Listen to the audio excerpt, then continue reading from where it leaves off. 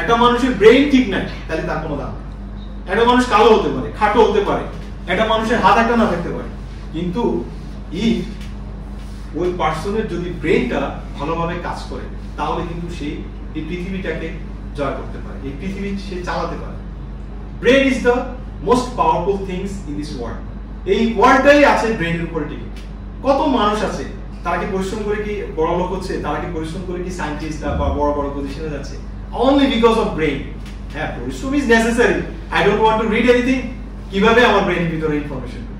Of course আমাকে পড়তে হবে, আমাকে জ্ঞান সাধন করার জন্য চেষ্টা করতে হবে, আমাকে তো তা না হলে তো আমার ব্রেনে ঢুকবে না। এই যে ব্রেনের বিকাশ, তাইলে বলে যে পেট শান্তি দুনিয়া শান্তি, তাহলে পেটে তার মতো হচ্ছে না, ঠিক মতো কান্নাকাটি করতেছে, বাচ্চা ঘুমাচ্ছে না। একটা বাচ্চার জন্য ঘুম কিন্তু খুবই ইম্পর্টেন্ট একটা বিষয় তার ব্রেনের বিকাশের জন্য। বলা হয় যে একটা নিউনেট আমরা 18 ঘন্টা জেগে থাকতে পারি 6 ঘন্টা ঘুমালে, কিন্তু একটা নিউনেট নবজাতক 18 ঘন্টা ঘুমাবে, 6 ঘন্টা কান্নাকাটি করবে, দুধ খাবে। তাহলে 18 ঘন্টা ঘুমালে ভালো। এই যে প্রথম মাসে আমাদের থেকে যাওয়ার পরেও ওই যে খিজানি রোগীগুলো বলে স্যার এই তো সারাদিনে ঘুমায়, আরে ঘুমালে তো ভালোই, আরো তো দিচ্ছি বাড়বি মুখে, ঘুমাবে, কারণ তার যদি খিজানি না আসে তাহলে ঘুমালে ভালো। যত ঘুমাবে এই বাচ্চাটার খিজানি হবে না, বরং ঘুম না হলে বরং বাচ্চাটার আরো সমস্যা হবে।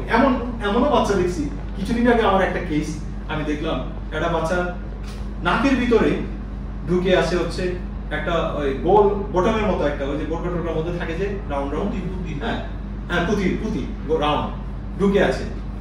ফেনীতে ডাক্তার দেখেছে, অনেক জায়গায় ডাক্তার দেখেছে।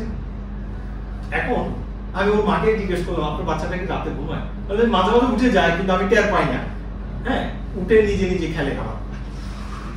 তখন হঠাৎ করে সবকিছু দেখার পরে আমি নাকটাকে লাইট মেরে দেখি যে নাকের ভিতরে ঘুরেছে, এবং it's more than 2 months they couldn't recognise that.